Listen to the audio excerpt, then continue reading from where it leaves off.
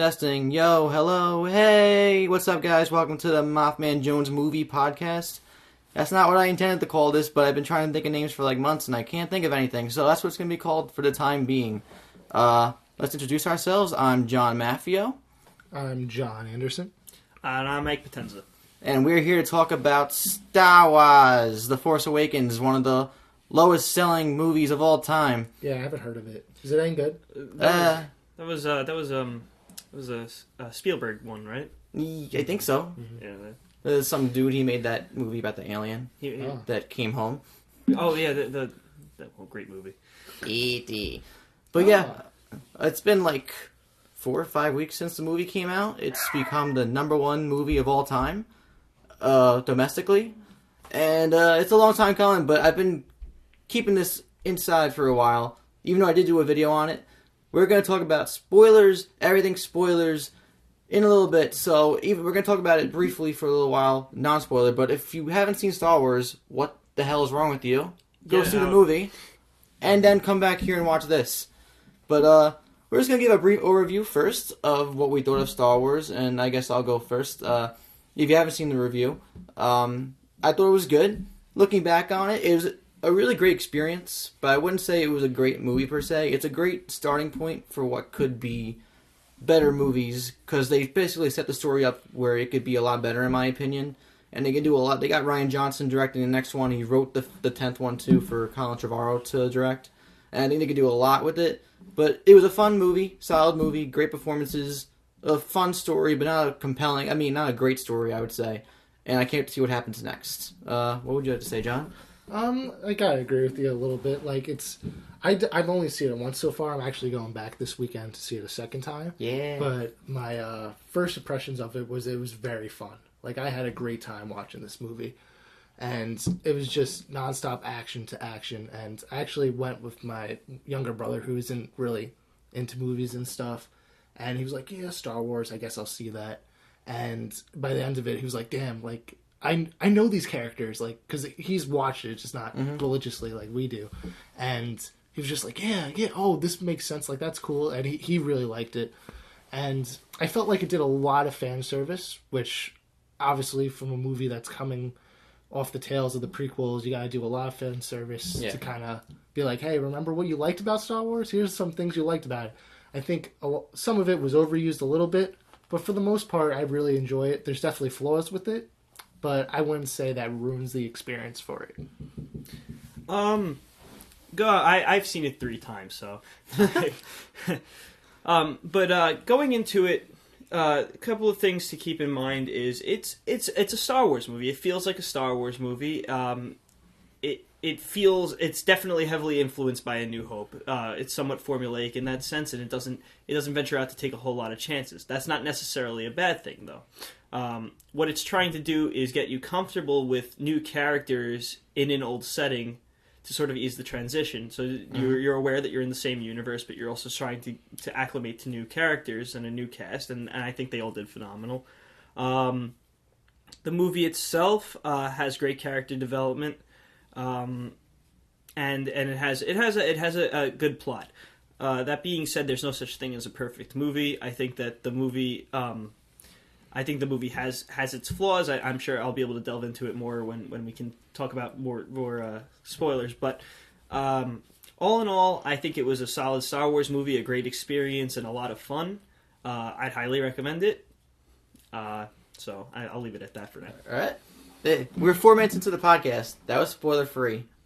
If you're still watching and you haven't seen Star Wars for some godforsaken reason, I don't know. I think did run! You get lost? Did you get lost? I don't know. It was hard to get the tickets for a while. So. They got kidnapped by a Wampa and then they're not coming back. But yeah, now we're going to talk about... We're just going to go off the walls now and do whatever the hell. We're going to start off, though, with what we liked about the movie, I would say. Go from the positives then to the negatives, because negatives are fun, too, but they're respective lights. We'll start with who we want to start with. Can I just say how I want to marry Daisy Ridley? I love her. She is a fascinating woman. I would agree with you. She is who? Beautiful. I missed Daisy Ridley.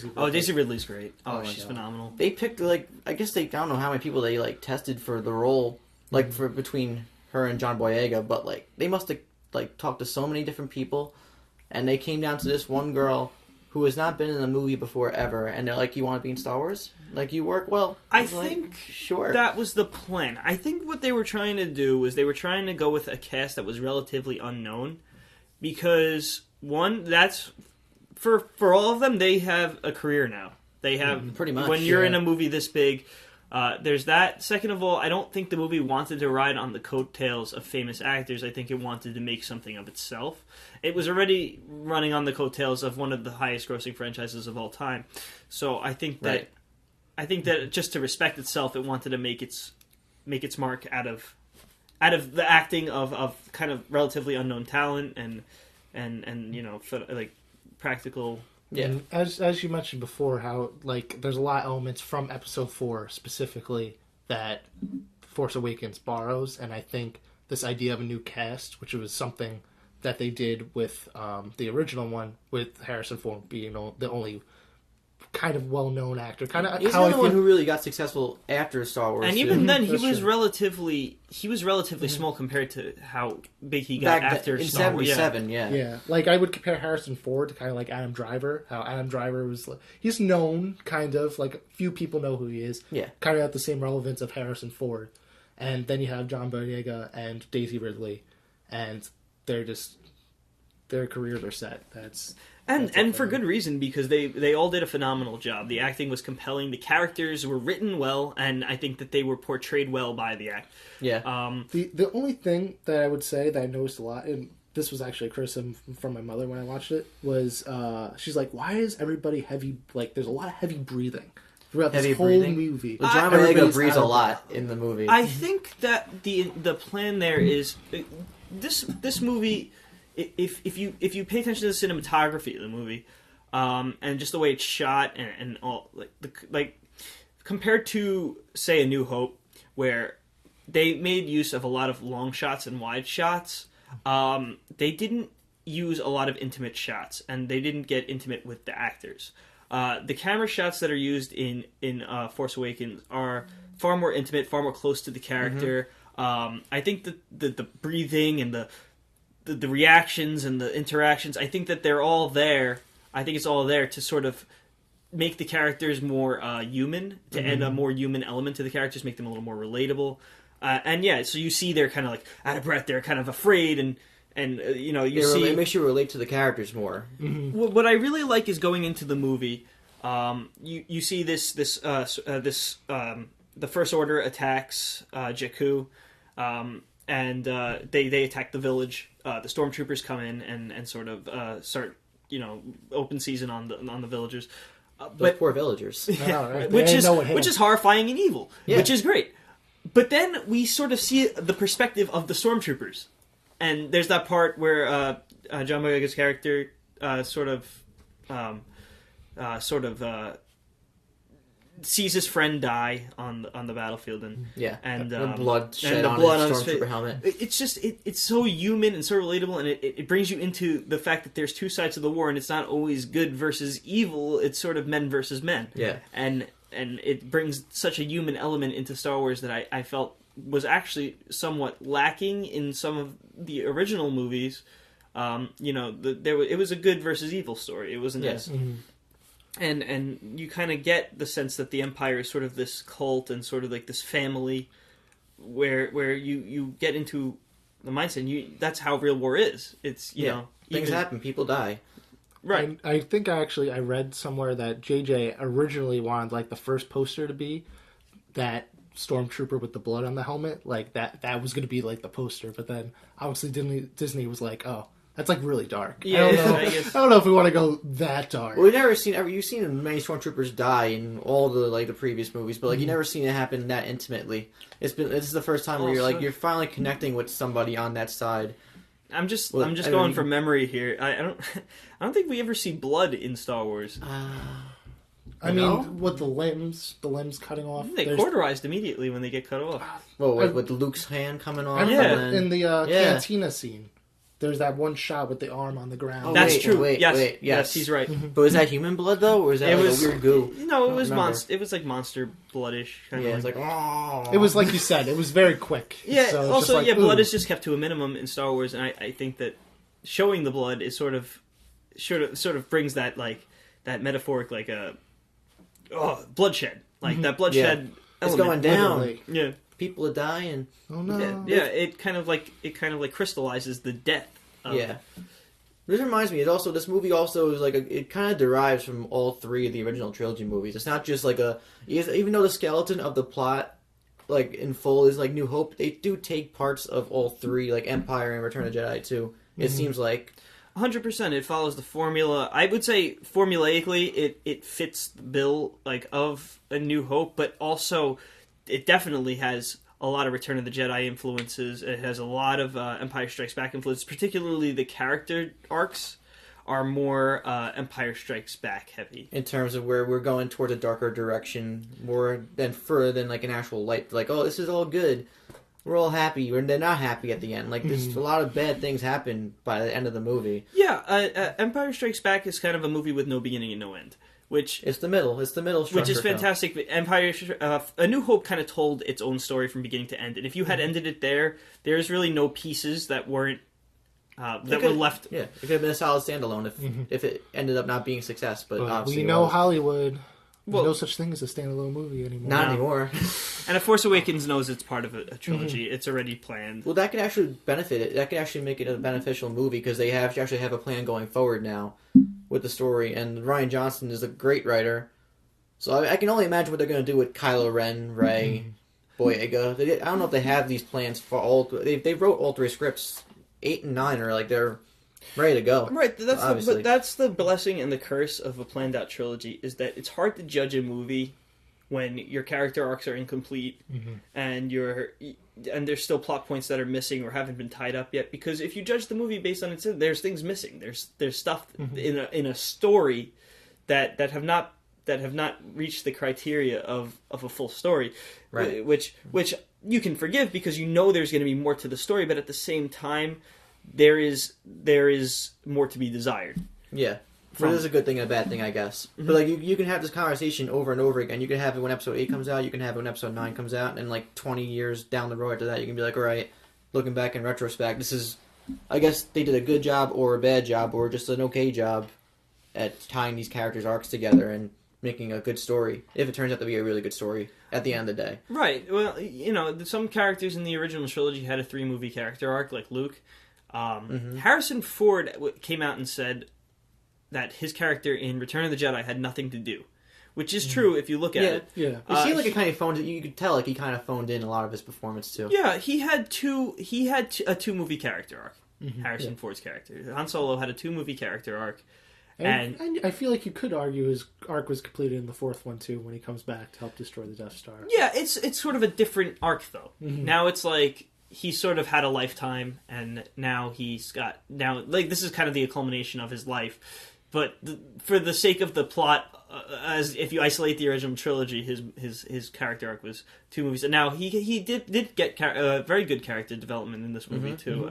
I think they definitely gave him a lot to do, a lot that I don't think the audience, at least the older generation, wasn't expecting. They were like, "Oh yeah, this will be like a nice little cameo." Like he was like the driving force of the plot for the most part. I loved about this movie is it sort of took my expectations and took it in a different direction. What I kind of was going into the movie expecting was that Luke was going to fall into the Obi-Wan role, like the sort of wise old man who sort of leads. Like Han Solo would kind of fall into like a back role and but it turned out that Han Solo played the Obi-Wan figure in the movie, and because he's guiding our characters. Luke seems like they're shaping him up to be kind of like the Yoda. Yeah. But then again, definitely see that.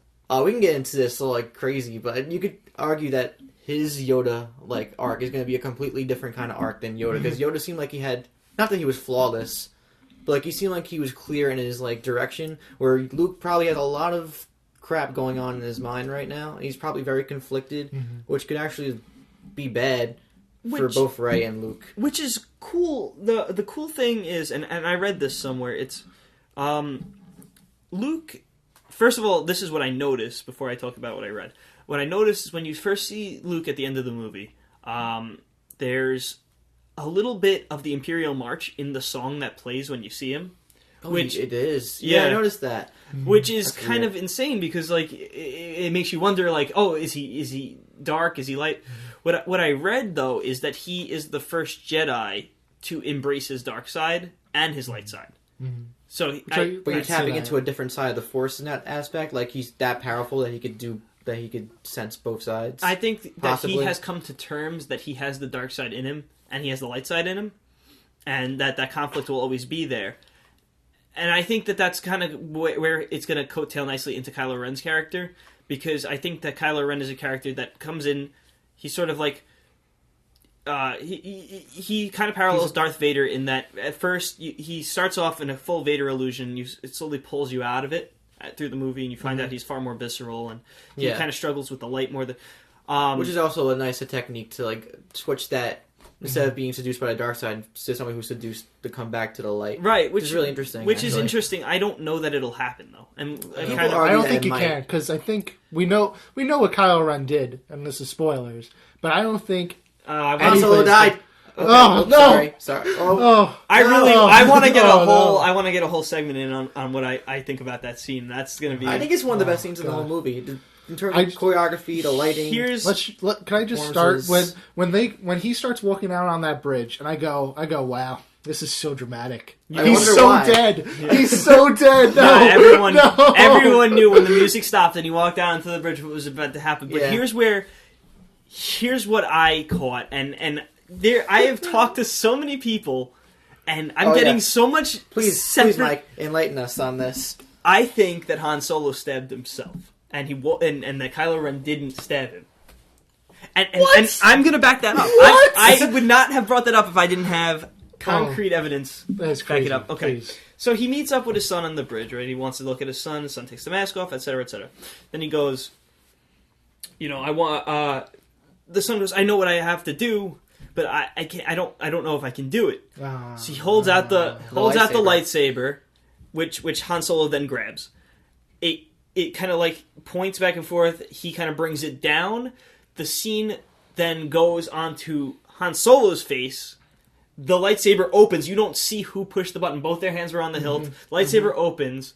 Han Solo grabs the face of his son. His son says, "Thank you." Yeah, he does say thank you. And then Han Solo falls off the bridge. You just blew my mind. And then Chewbacca roars in this. And then Chewbacca has his moment, and I love it. The moment many people died inside for 5 minutes. Now, granted, the scene's heartbreaking regardless, but I think that speaks volumes to, one, Han Solo's character has come... he died a noble death, as Harrison Ford wanted the character to die. He's trying to save his son. Yeah, he's doing it for life, he's doing it for himself. Right. And I think he's not being selfish there like he usually is. Well, they say bring my son home. And I think that the idea is that by preventing his son from killing his own father, he's trying to save him from the dark side. Because as Return of the Jedi has made a point, and patricide is sort of like a pretty surefire way to close the deal on being on the dark side of the Force. And I think you great. That's a great point, because that gives you that redemption for Kylo Ren. Because that's the big thing that I felt like, just from kind of sealed his evil. I'm like, oh, he's a bad guy. Like, he's totally gonna die now. Because there was a lot of talk online that like, oh, what if you flip it? Like, oh, what if like Rey's clearly the light character in this one, but what if she goes bad into the dark side? That's been speculative. That would be cool. I don't think that they're gonna do it. I don't think so. Because they have a really nice female heroine in that character now, and it would be kind of weird, even by Disney. It'd be like, okay, we're gonna take this character that all these girls love or looking up to, kind of relate to, and then kind of subvert. They're like, oh, she was bad. It would also subvert all her character development in this movie, so I don't think that they would do it. But what I do think is going to happen is there's going to be a point where Disney sort of comes out and gives the message, the light side is not good and the dark side is not evil. I think it's going to be kind of like, you can have both, and it's your choices that ultimately make you who you are. And I think that's kind of be the lesson that Luke imparts. Bad idea. I think that's kind of going to be what Luke imparts, is that he kind of has embraced his dark side and his light. He knows that there's that conflict within him, but he's going to have to come to terms with the fact that he is a good man with good intentions. Yeah. And I think that that's going to be where Rey kind of helps him see the good in himself. Because based on the tragedy in the Jedi Temple, I think that there's going to be sort of like he's going to be struggling with self-doubt. Yeah, among other things. Yeah. Can I just bring up one of these fan theories that came up that Mary Sue. I was so gung ho. Is this the Obi-Wan one? I'm gonna. It's something that we know already because I really wanted Kylo Ren to be Luke Skywalker. I was one of those people that really wanted that. The only thing with that, though, is that people, they showed him in a magazine. They showed him maskless, months ago. Yeah, I know. I knew it was highly unlikely, but I thought that would have been, like, a great way. Because I know originally George Lucas wanted Luke to go to the dark side at the end of Return of the Jedi. But I thought that would have been really fitting that this whole time which he will did be go cool. bad. I think that that's going to be what happened, though. I think that at some point he has gone to the dark side, and then he's come back, and I think that he's going to have this kind of like instability about him, where he's kind of still struggling with the darkness and the light, and it's going to kind of parallel Kylo Ren's dark light struggle. And I just think it's going to be phenomenal to see. But what I think is going to happen is that it's going to end up being... I don't know. I'm kind of 50-50 on this. I'm going to be honest with you. I think it's hard to tell if Kylo Ren is going to... Because it's kind of written whether or not he's going to get his redemption or not. It would be cool to see him go full evil. I wouldn't mind I would if he prefer went full that. evil. I think in Episode 8, we're definitely going to get, like... But newly, like, hey, by the way, this is how cool the dark side is, Kylo Ren. Yeah. And then that... He's still training. He's not Yeah. done training yet, obviously, because it's like, his training must be complete. Bring him to me. Yes. Blah, blah, blah. Yeah. So I think, like, we'll definitely see that. But I think, like you said, he'll constantly be struggling. Right. That struggle's going to be there. So they're not going to ignore that. They're going to definitely keep that going. But I think it's going to be a little too Vader of him to get that kind of redemption at the end, especially considering he doesn't want it. Like, you can tell that Darth Vader didn't want that redemption, but Kylo Ren... Well, Darth Vader wanted that redemption deep down. He wanted We didn't know this until, like... But at the last, that's the though. reveal. Yeah. And then Kylo Ren, he kind of doesn't want that redemption deep down. Yeah, that's true. And I think that he struggles with the light because he has light. He hesitates to kill his father. He does this, that. He still has good in him, but I don't think he wants it to be there. Yeah. Whereas Darth Vader was kind of doing all these horrible, evil things, and he has all this bad in him that he doesn't really want to be there. Mm-hmm. I think that it's kind of like the point of putting you... When we first see Kylo Ren, he comes in and you're like, wow, another Vader. Because he's kind of just like Vader. Cool. He's got a helmet, he's got a cape, he's black. But then you start to see, like, he starts to have these visceral moments where he's starting to, like hit the monitors, and he's having these rage outcries, and he's... As in emo Kylo Ren. Yeah, emo Kylo Ren. I love that Twitter. I just people take advantage of all that. It's amazing. But I love social media. I think that the idea is that we start you off in a clear Vader parallel, we pull you out of it as the movie goes in, and you kind of see that he's a completely different person than Darth Vader. Oh, yeah. Despite the fact that he sort of idolizes Darth Vader. And I think that the idea is maybe the nice way to kind of like subvert your expectation is that, like, at the end he doesn't get that redemption. He's defeated. Yeah, it would be more tragic. Which, because Darth Vader succumbed to the darkness, he kind of succumbed to the, like, Darth Vader succumbed to the light, rather, he's going to succumb to the darkness. Yeah. And Leia still wants to bring her son home, so like that would ultimately like make things seem, I don't know. They could have a few really good moments in future movies to establish that. Kylo Ren is going to meet his mother at some point. That's going to happen. He's going to what, his mother? He's going to meet his mother. Oh, he has to. You think they have met? Well, I'm sure at some point, yeah. No, but I think that they're going to have their moment too. Mm-hmm. I think that that's going to give Leia kind of like a good, a mother scene where you kind of see, but I think that what's going to happen is everyone's going to hate Kylo Ren now because he killed Han Solo. Oh, that's the point. But I think that he didn't, and I think that that's kind of the point. Mm-hmm. Which is like, that's a fascinating theory. If come back like in 2017, if they reveal this at some point, I'm gonna be like, oh, Mike, you knew it. Oh, source here. I don't know. Like, it just feel like that was my gut reaction, and I watched it 2 more times, and I didn't get a different notion. It just like more and more affirmed that to me, crystallized, and that I'm just sticking to it until someone tells me otherwise. It's not a bad theory. It's not. There are a lot of theories out there, though, which is great about Star Wars too. Now we actually have like legitimate theories that people are speculating about what's going to happen. Well, it's healthy for conversation. It's amazing that we can actually do this now. It's also great that fun. the Star Wars movie comes out in 2016 because we didn't when the prequels were coming out. Granted they have their flaws and but there wasn't like room for speculation, and there wasn't room for because ultimately we knew where that story was going. We're in the era of the internet, where kind of there's room for theories that like spread faster. There's room for discussions like these, and it's just with the way media and communication is kind of focused now. Star Wars can really thrive, and their plot can really be kind of like held under like a fine lens and inspected a little more collectively than it used to be when there was basically no internet like that, or when the internet was sort of new. It was sort of not utilized in the late 90s and early 2000s. It was still growing. Yeah, and it's always growing, but it was still like in its like phases where like we didn't have YouTube yet. We didn't have all these. We had forums. I'm pretty sure, which nobody went on and nobody knew about it. It's But now we've come a long way, and I think that Disney has a really good eye for a franchise that would thrive today. Mm-hmm. I think Star Wars is one of those franchises that so many people loved in a time where communication didn't kind of thrive the way it does today. It's fantastic to see Star Wars in this decade, and yeah, and I like because there's a thing about speculation is that.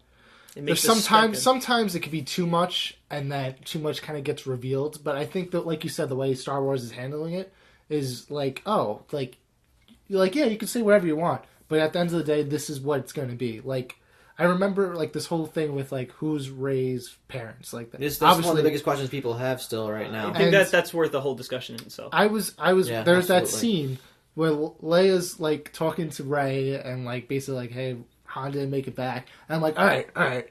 And then she's going to say, goodbye, daughter, or something, because that's clearly where it was going the whole time. It didn't happen. I'm let me stop you there, though. There is...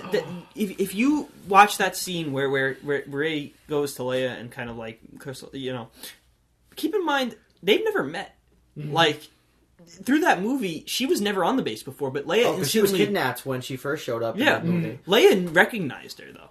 Yeah. Leia knew who she was. And hugged her. Han recognized her too. Yeah. Yes, he did. Is it? Did. Have we talked about this? You mentioned it to me, and I looked for it. Yeah, there's a scene where when they first go down on Maz Kanata's planet, before they go into the castle in the cantina, I guess he's going to offer her a job as like a janitor or whatever in the Millennium Falcon, and he goes, "What's your name?" It's Rey. And like he does, he makes this face. His eyes go in different directions. He's like looking around. He's like, "Oh, Rey. Well, I'm thinking about it. I might give you a job." Yeah. And I'm like, oh, there's another part too, but right before that, where they first arrive on the planet, and then Rey says, "I've never seen so much green on a planet before." And again, Han goes, he makes this little like, really? No, yes, you have. You just don't remember. He catches these things, yeah. Like I caught that when you pointed it out the second time I went and watched it, and I saw it too. I was like, oh, every time she talks about like her past or her name, or he makes like a face. But why wouldn't he say something? Does he not know either, or he has a recollection of something and he just doesn't want to tell her? Or maybe he has a hunch and he doesn't want to run with it, or maybe he doesn't think he's the right person. Or maybe Luke has asked him not to. Like, you know what I mean? Maybe there's 30 years of history that we still don't even know about. We don't even know that much about what happened. They said that like Luke didn't disappear right away. He did he did a lot of things in that time, which we got some backstory of. Is he trained what was going to be the next generation of Jedi, and obviously the Knights of Ren. We still haven't seen Knights of Ren either. We've only seen Kylo, but there's a bunch of them. I think we have seen the Knights of Ren in the flashback. Yeah. But we don't know what happened to the other ones. Know who they are. No. But that flashback is a really important scene, and I wanted to talk about it because... Oh, it's one of the most important scenes in the whole movie. Yeah. So much happens in so little time. First of all, like, the lightsaber, Luke's lightsaber in that movie is like the torch. It represents the torch. And it gets passed, clear in shot, it gets passed multiple times in that movie to who is playing the role of the hero. When Finn is being a hero, he has the lightsaber. He's the red herring hero, though. What? Finn. Yes. I mean, they market him to be like the hero, but which is great because he's kind of like this sort of like he's a little rough around the edges, a little cowardly at times, but ultimately he's loyal, and I think loyalty is his theme because he's the traitor. I love that so much. But yeah, he's a traitor to the First Order, but he's so loyal to his friends, and he was obviously loyal to his friend at the who died in the First Order, and he started to realize because of his friend was killed in the line of fire, he realized this wasn't for him. But back on the hero's torch. But yeah, so the lightsaber gets passed along to who's playing the role of the hero. When Finn is rescuing Rey, he has the lightsaber. Right. When Rey is fighting Kylo, she has the lightsaber.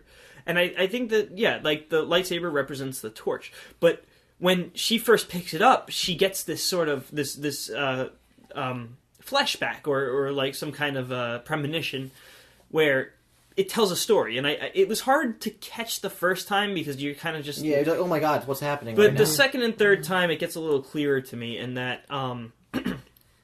it tells the story of the Jedis being slain. It's sort of, and it's in order. So you start out with, the Jedi Temple. You see the Knights of Ren turn on them. They start killing the new Jedi. Luke steps in front of Rey at some point. You kind of see a figure step in front of Rey and kind of prevent her death.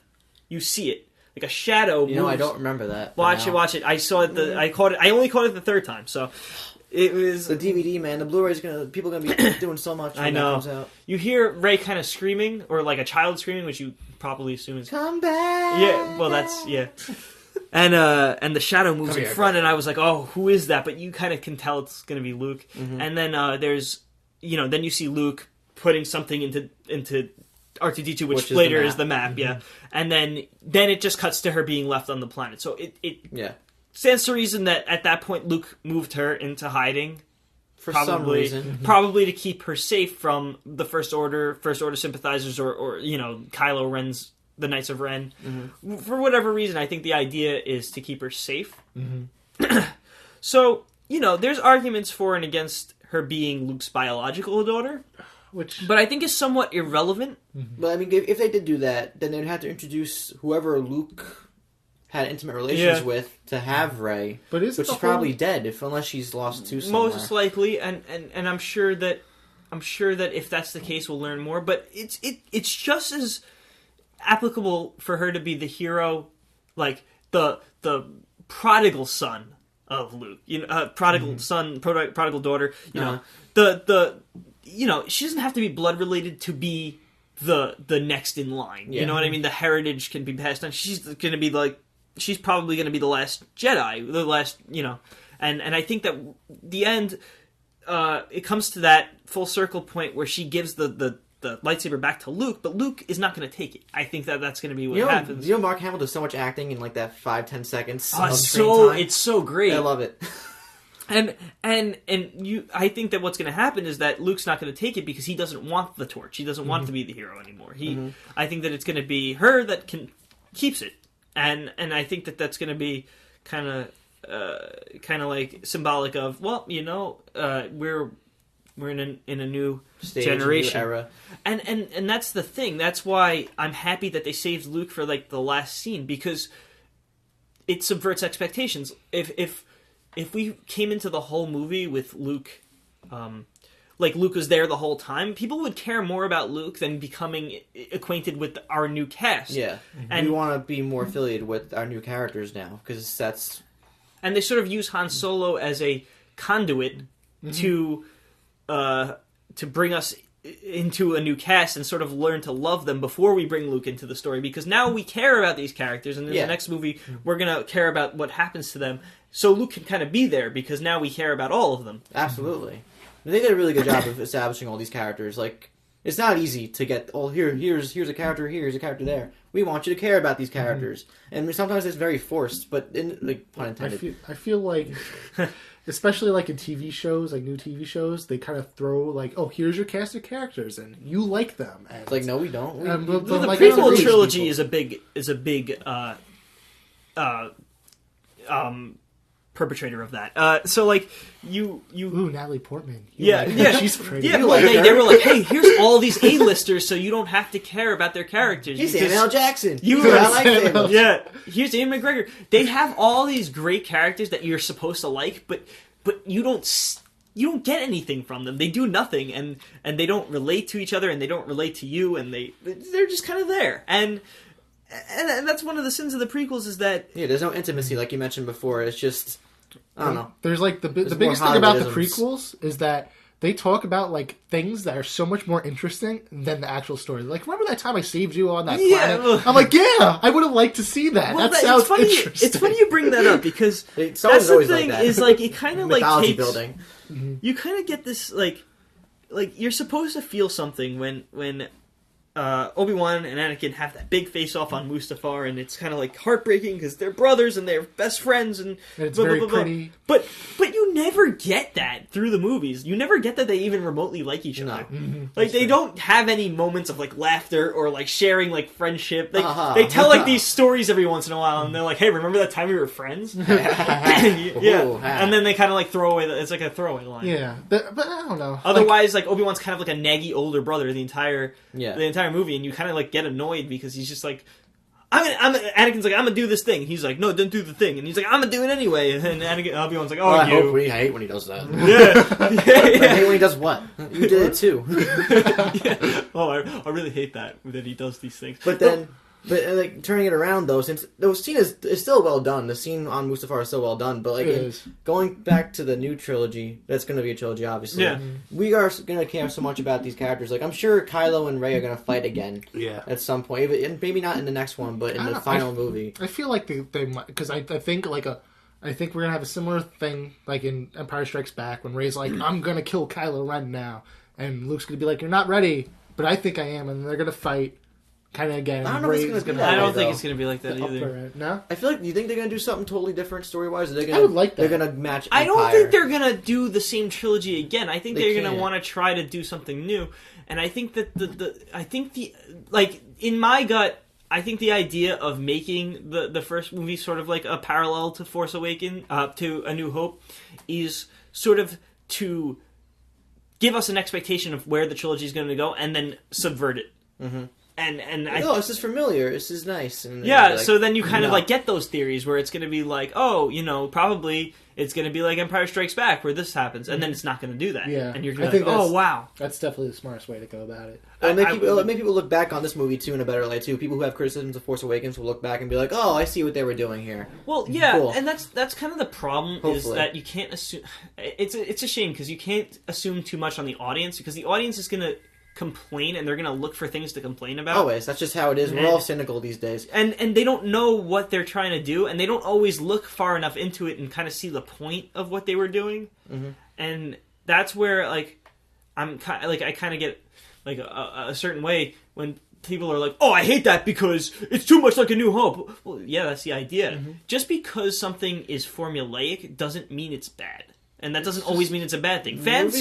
Movies are doing that formula lately where they try to familiarize with nostalgic films before. Like Creed this year did that too. Last year. It was like, it's just almost like Rocky 1. But it's still a really great movie. They pay service. You can follow an outline. Your story can follow an outline while still retaining originality. We've been making... There have been stories being told for thousands and thousands of years. Like, there's obviously going to be moments where you're like, okay, I recognize that from another story. Yeah, like, you could be like, well, like, Lion King is like Hamlet. Duh. It's pretty much... It is Hamlet. No! Like, why is that bad? Like, everyone loves Lion King. It's just...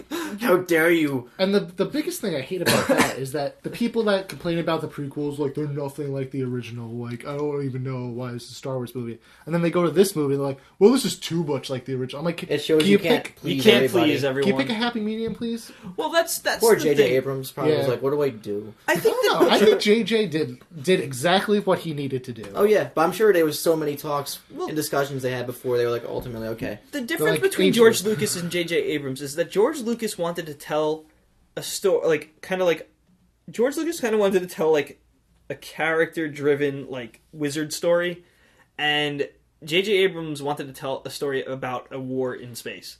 Mm-hmm. And I think that what works for Star Wars is the fact that it is a war in the stars. Yeah. And It appeals to most really? people.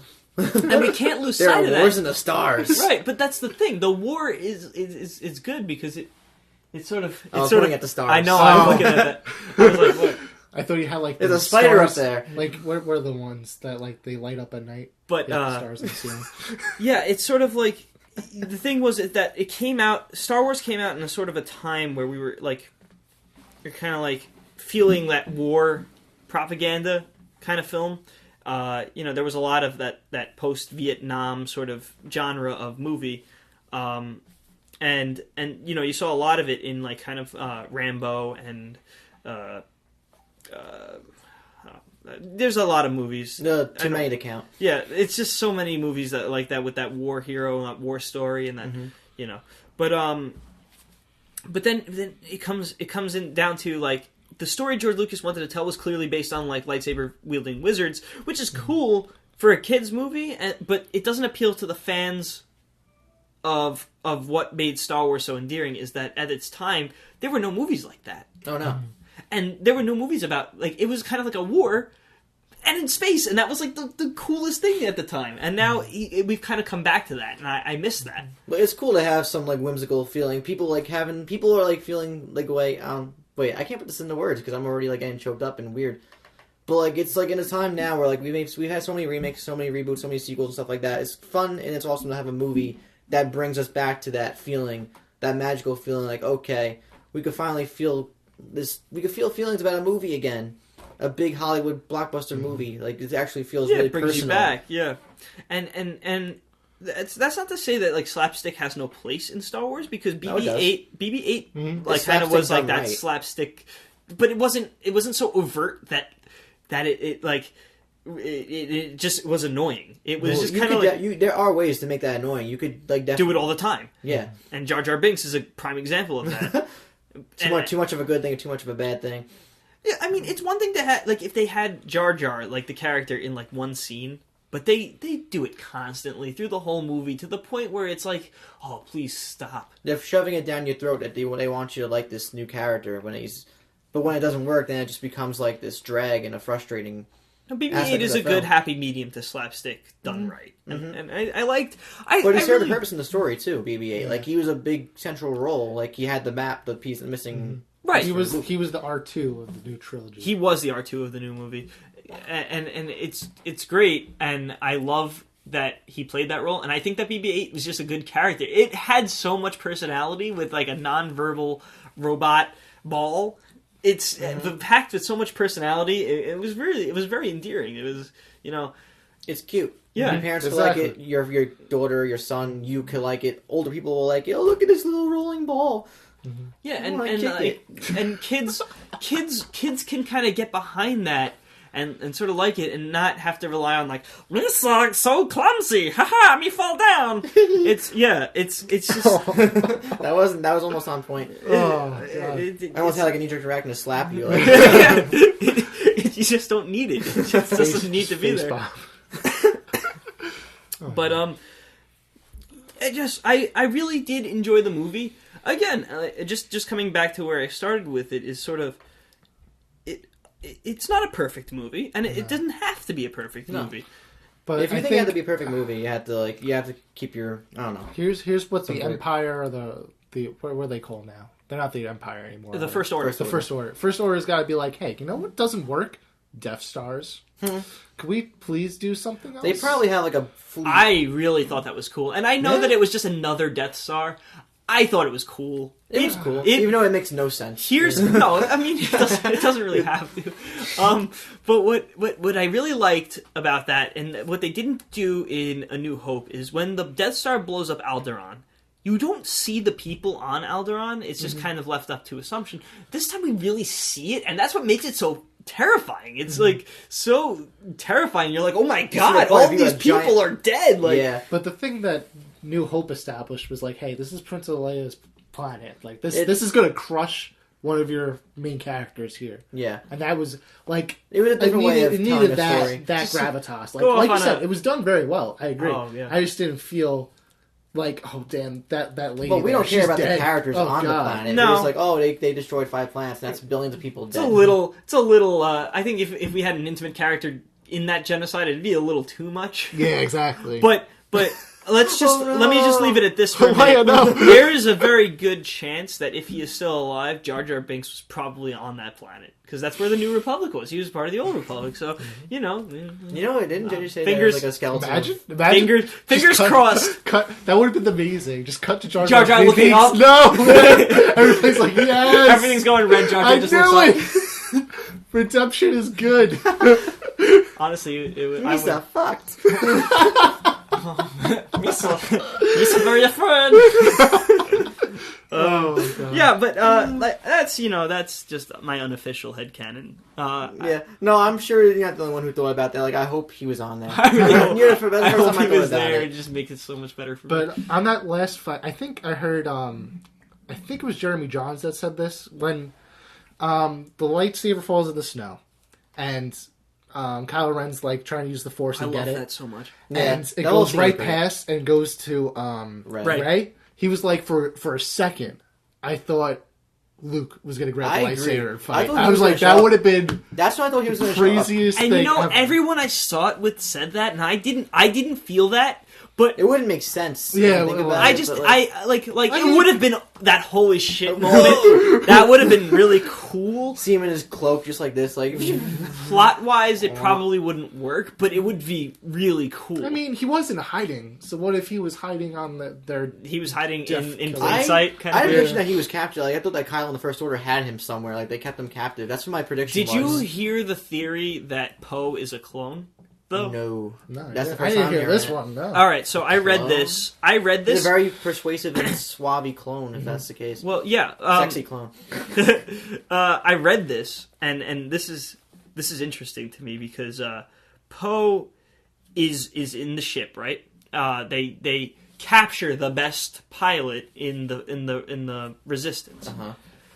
So the theory is that the First Order at that point cloned Poe in order to sort of create a new order of Clone army? yeah, clone army, because General remember Hux that mentions Yeah, it. he does the implication there is that basically General Hux is arguing for the clone army and Kylo Ren is arguing against it. Wait, no, then it was the other way around. Because Hux wants his trained men. No, he was talking about. Well, he has the trained men, and he was like, "Well, maybe you should consider using." Yeah, maybe I don't know, but the idea is that because Poe should have probably died on that TIE fighter, and then all of a sudden he's at the Resistance base, the implication is that they sent out another one. Mm-hmm. I don't. It holds some water. I don't know if it. I wouldn't agree with it, but I could see how it could be a possibility. Because there was no sign that he got out of that pod. Yeah, He mentioned it in a throwaway line. When I was asleep the whole time in the desert sun. Yeah, but like. I injected. Did you not hear me? That was probably like my least favorite thing in the movie is that he was. I get that He was supposed to die in the first draft of the he script. He was should've. supposed to die in that scene. He should have, and I mean he's cool and he's like a really interesting character, and I get why they kept him around, but he should have died. Yeah, Like, and if you're gonna keep him alive, the then yeah, it took away the weight of the character development on Finn. They could do the same exact thing in Episode 8. They could kill him off in some really ridiculously tragic way. Yeah, they could, Because people really like Poe Dameron. and I think that was the thing. Who wasn't in it nearly enough. Well, I think that was the 'cause idea, is that people liked him so much that they kept him because he's just interesting and people enjoyed him, and I think it speaks to the actor's capability of capabilities, portraying to. Yeah. I also very much like the plot point that Poe's jacket protected Finn. Mm-hmm. When Kylo Ren swings at his back, he would have died there, but the jacket Yeah. was there, and it kind of absorbed the brunt of the hit, and that's why Finn is alive. So that jacket became sort The of bromance blossoms even yeah, further. yeah. Well, I love that. I like that they have that kind of trifecta thing going, and we kind of got Poe is kind of like the new Solo, Rey's kind of the new Luke, and and Finn is kind of the new Leia. But like, Sorry, John, but Different ethnicity, different. yeah, well, race. in a very 2015. different kind of person. But I really like the new characters. I really do. I really like that they added an African American protagonist, and that they added a woman protagonist. They didn't do it on purpose either. Apparently, they tested all these white actors too, and they're like, "Okay, John was best for the part," so that's why. Which is good. cast him. It speaks volumes to the direction that Hollywood is going, and that It's progressive. yeah. And I like that. I like that we're allowing some diversity in the Star Wars universe, because it works. It makes you not only does it makes is it sense good for a universe. Yeah, it makes sense that in all these Space and Stars, that there's other ethnicities, there's other type of people, other language.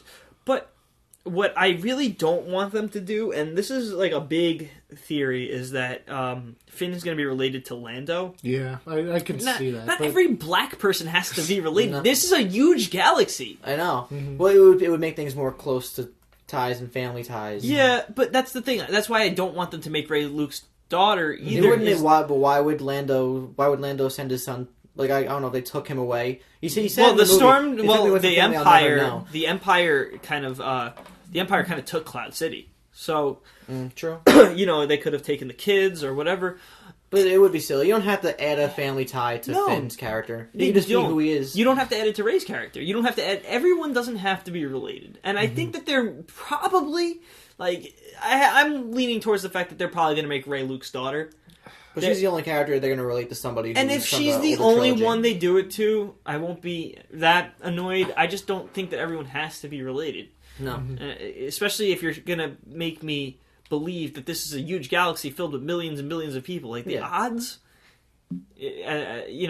People argue it's a Skywalker story, so it makes sense for them to continue and further that story. Which if makes that was sense, the case. yes. yeah, But it's also not called the space opera of Skywalker Wars. Skywalker. Yeah, it's called Star Wars, so you really don't have to make it a Skywalker. So you can story. retire the Skywalker family and then start with a new Or family. you can too. continue the Skywalker family in that the legacy. Legacy, true. The legacy of the hero. So you can argue it's the hero story. Anakin was the hero, and then he fell to the dark side. Luke was the hero, and then whatever. And now Rey's the hero. Yeah. And, it's the hero's tale. Just because genetics played a role in how Luke got his powers, and et cetera, doesn't mean that it has to be a Skywalker story. I think they're gonna do it. It just don't doesn't have make to. sense. They made her so powerful for no reason. There's obviously a reason why they made her learn so quickly. Like, either she was trained before. There's a lot of theories you can go. We have like 10 minutes left in this podcast, but It's still unclear. Yeah, I agree with you. It's still like she learned so quickly. It's like, how did she obviously had some kind of, I don't know. Prior exposure or some kind of education. Whether it be training or just being related to a character, whatever. So, how do we feel about Captain Phasma being the new Boba Fett? All right, so let me. I won't mind if she's cool in Episode 8. I really won't. They said she's going to have a larger role in Episode 8. Yeah. I feel bad for Gwendolyn Christie, the actress. Like, but she probably She's knows. great. She probably knows. Like, I wouldn't turn down a role in Star Wars even if it was for like a minute. Exactly. No, So- and Phasma's cool. Like, she's kind of got that like sort of mystique about her, and we're going to kind of find out. she's a little bit of a pushover, though. She wasn't really. I mean, she was. She's Report kind of your helmet and your. Yeah, she's kind of like Gun. she's kind of like that. Like, she's I kind of will got that not- power thing about her, but. I will not turn off the shields. Yes, you will. Okay.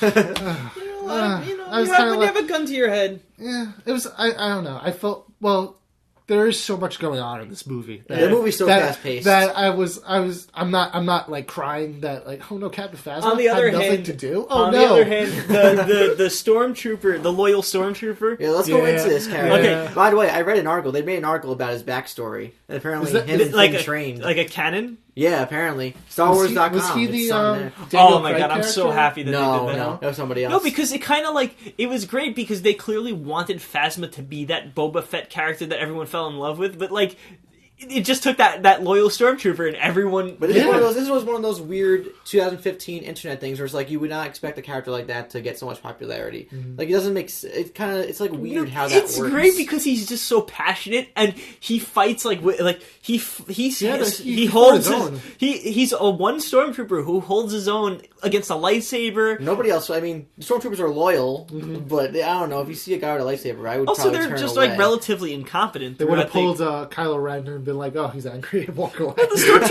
stormtroopers are kind of like those bumbling henchmen. They're sort of like the incompetent, expendable, like men who fall. And he's just like so passionate, and he's just holding his own, and he's putting. I love it. I love that. that We're seeing a stormtrooper actually hold his own against a Jedi. Or well, he's not even a Jedi, Jedi, but yeah, he's like kind of like plays that role.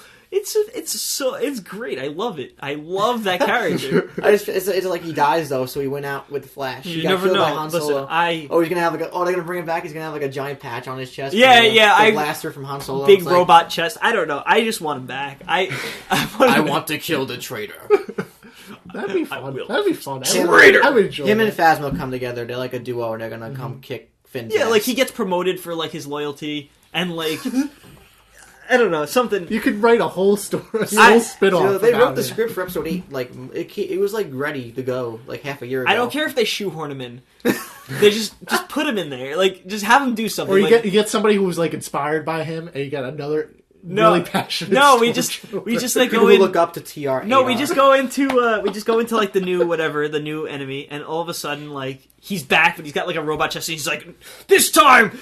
and he just does the thing again. You know, it's probably going to be a carrying thing too that he was a traitor to the First Order. Like they're going to continue that. Like obviously, there's repercussions for that. So that would be like a funny, humorous, and awesome way to like continue that. Like, we're not just going to give up on you. Yeah, well, the First Order is going to be like more. They're going to have more hatred for him because he betrayed them. Yeah, you know, Rey is kind of like just there, and they want her. They want to acquire her as sort of a. You know, as a Jedi, or they want to acquire or kill her, like just as part of their plan. Like Kylo thinks she's very important, so he wants her to. But there's maybe now there is. Maybe now Kylo kind of has a reason to hate her, but through the movie he didn't. They all have a reason to hate Finn because Finn betrayed them, and I think that it's going to be an interesting point of character in the next movie to sort of see how that kind of affects the people within. Besides, we got glimpses into it now, and I'm sure we're going to see more, and it'll be interesting. Yeah. Can we talk about Hux's speech? I think it's one of the best parts of the movie. I thought it was like really he goes over the top. He goes 0 to 60 in about 10 seconds. 0 to 100. Full on Hitler. Real quick. Full on Hitler parallelism. It's fantastic. Oh. Yeah, because he starts off and he's like, all right, you know, he kind of like has that Tarkin about him at first, and he's like kind of like, oh, you know, we're gonna do this very thing. Soft-spoken. Yeah, very soft-spoken, very kind of like articulate man. Mm-hmm. Then he's like, I will get the First Order, and it goes all Hitler, like it's great. Definitely JJ's like direction there. It was like, hey, oh no, are you familiar with this guy called Hitler? Yeah, I want you to do that. Just go full crazy. Well, the Empire was made to be based on Nazi Germany. Yeah. It was, you know, and it kind of makes sense that the First Order has this kind of like proto-Hitler parallel. I love it. I like they kept the character too. Like obviously he's going to play a role too in the next one with Kylo. Well, I think that he's going to butt heads with Kylo. I think that he's going to be he has no redemption. He just he's just there. Yeah. No, I think... not just there, but you know what I mean. Like he has a purpose. Yeah, but he is the lawful evil of the movie so far. Snoke is kind of like the puppeteer. Mm-hmm. But he's sort of the most evil person in the movie because he marked the genocide. He was a proponent of the genocide, the weapon. Kylo Ren was kind of against it. He was kind of like not. He wanted to find the girl and the robot and this. That his plan was kind of like that, and his plan was just kind of like blow up. Yeah. And you know, so I think that it's going to be that like Kylo Ren has more light than Hux, and I think Hux is going to definitely die. Oh, they're not going to keep that character. He's going to die a horrible death. He really is. You know it's going to happen. But we should probably discuss the Snokus Plagueis. Yeah, we have a few more minutes, so let's end this on Mr. Snoke. Yeah, it's such a weird name for a character, by the way. But like Snoke, Smoke weed every day. He's a dope artist. Snoke weed every day.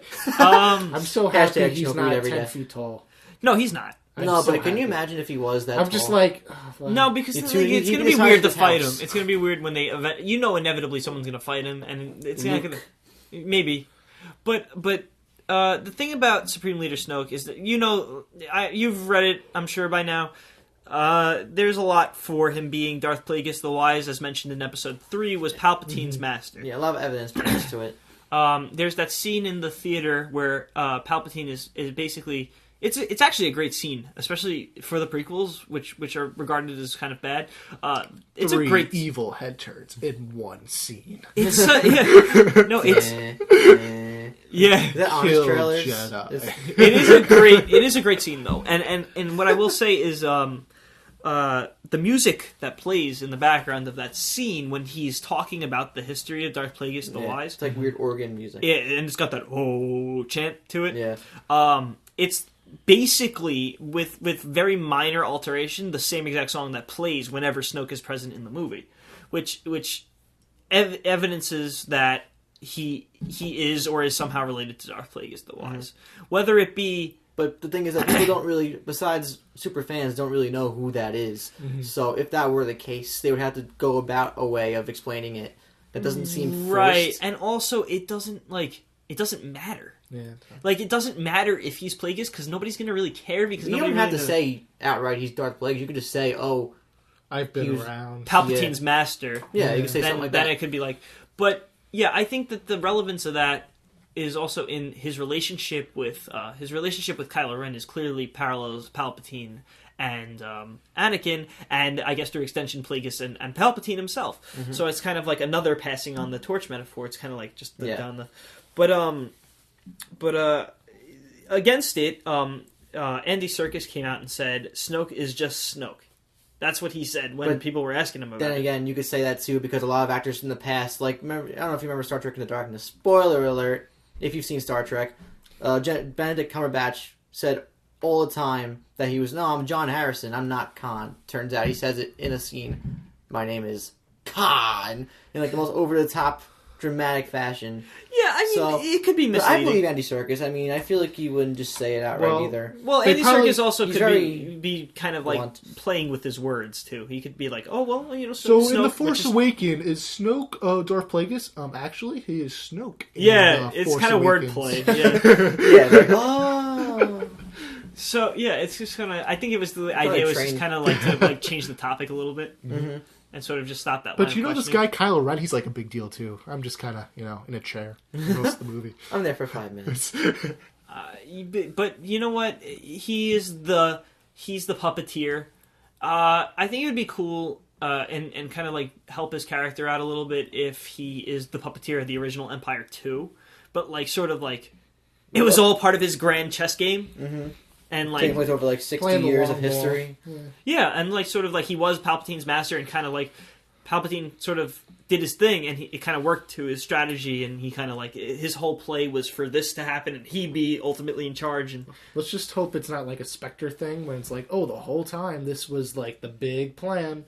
Yeah, With, well, like, they, all, like- and we can, that's another topic, but Spectre did a really choppy, silly, rushed way of telling, oh, he was there the whole time. Yeah. Where they could definitely do the same thing here, but there are ways of telling that story without making it seem, rushed. Like, yeah, no. If it's done right, it's fine. If it's not done right, then oh no, we lost Snoke, which isn't like not the most compelling of characters. It's impossible. I mean, not impossible, but there's obviously going to be certain story points that aren't going to be as satisfying as others. Also, just It's the not easy to overarching satisfy villain is everything. never as interesting as the conflicted villain.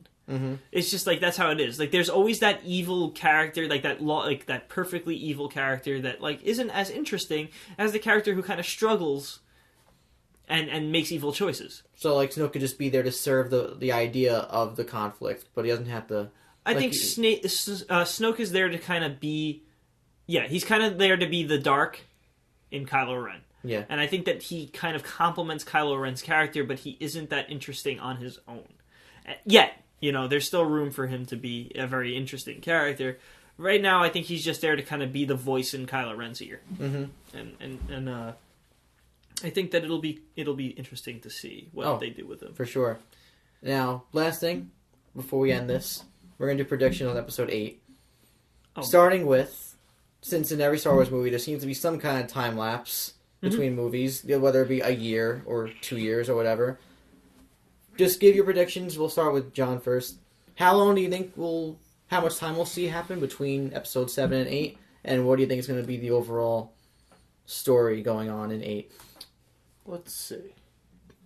Considering that the Starkiller base is completely destroyed, and I want them to go in a completely new direction, I'd say the most time that can pass, let's see the most, let's say 3 years. 3 years is ballpark. All right. So that way you have enough time for Kylo to get some training, Rey to get some training, and like I said, if we go the Empire route and it's like, Rey's gonna go fight Kylo Ren, which I don't, like you said, I don't think they will do that because that's the whole point of this first movie, established like, remember things you liked about Star Wars? Yeah, you like Star Wars, yay! And now they can actually go on like a different route. I do want to see Kylo Ren go as dark as he gets in the second movie in the trilogy, because this will be the time that he's the darkest he's going to be. I think we established Rey is obviously really good. I think John Boyega's character, Finn, I really like it. He's going to heal and they're going to fight the Empire. It's very clear where Kylo and Rey are going. The other characters, I think I'm interested to see where they take them. Mm-hmm. Like you said, there's so many things that they can do with them. A lot of things they could do. I would like to see them focus on Phasma a little more. I feel like Phasma and Poe and Finn, that should be their conflict in a sense.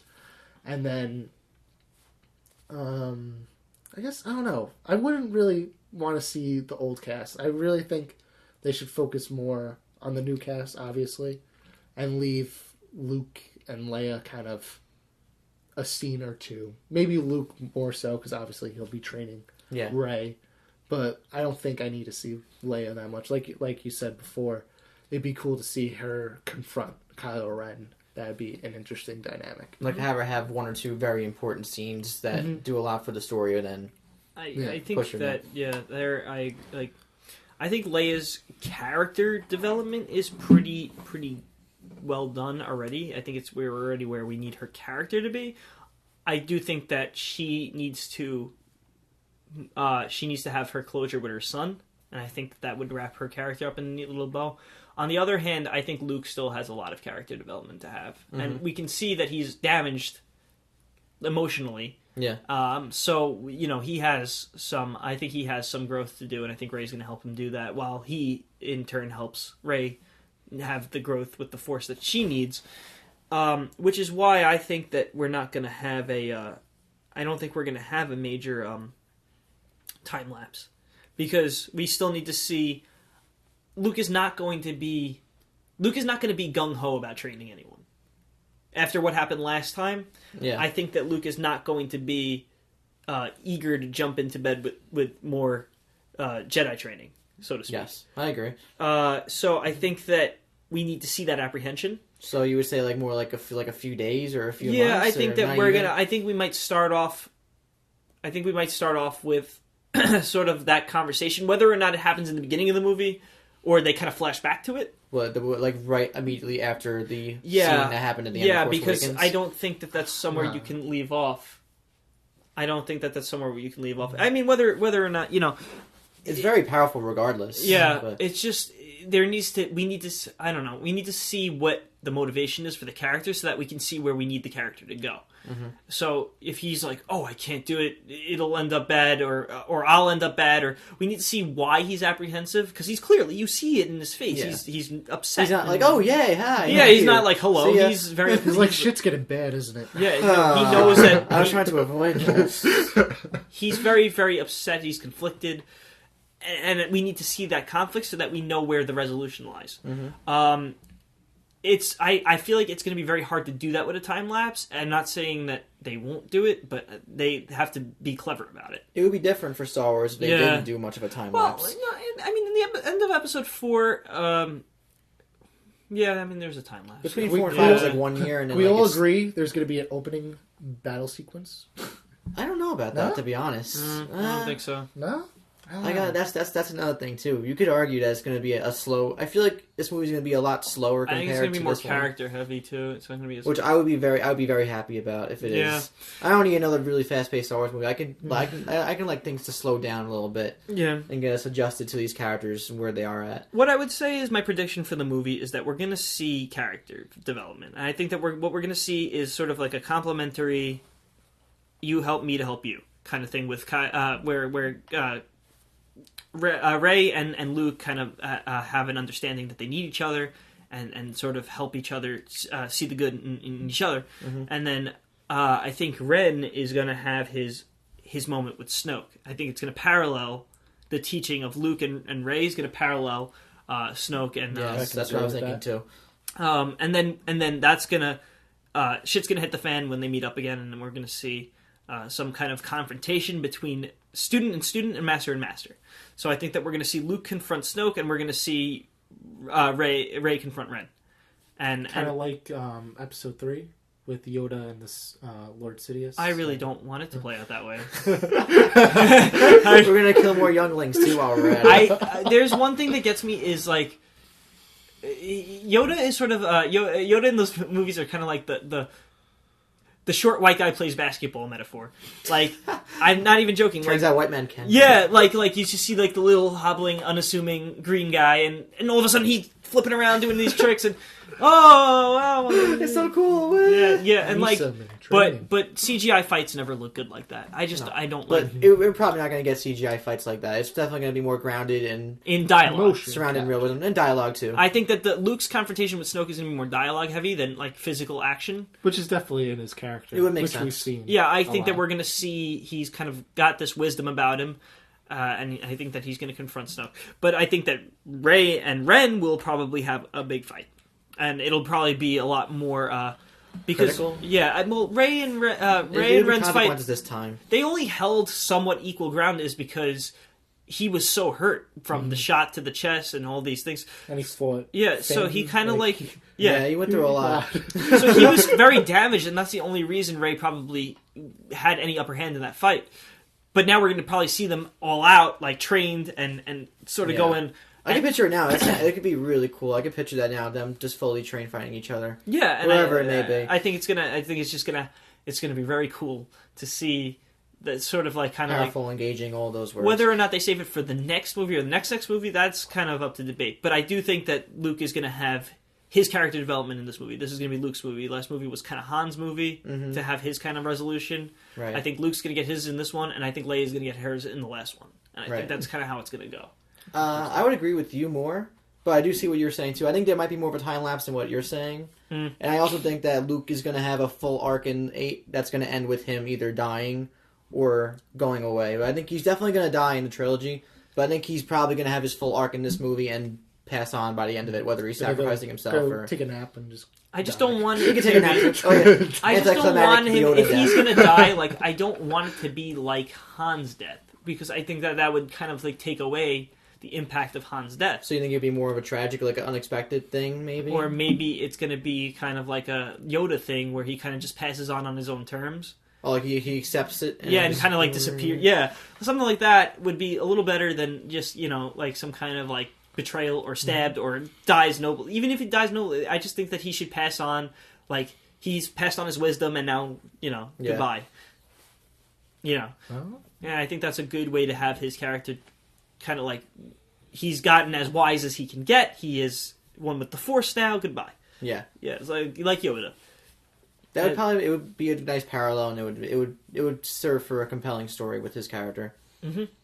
And I can only make wild guesses on what they're going to do with Leia. I think it's a little too premature to think about it. I don't know yet.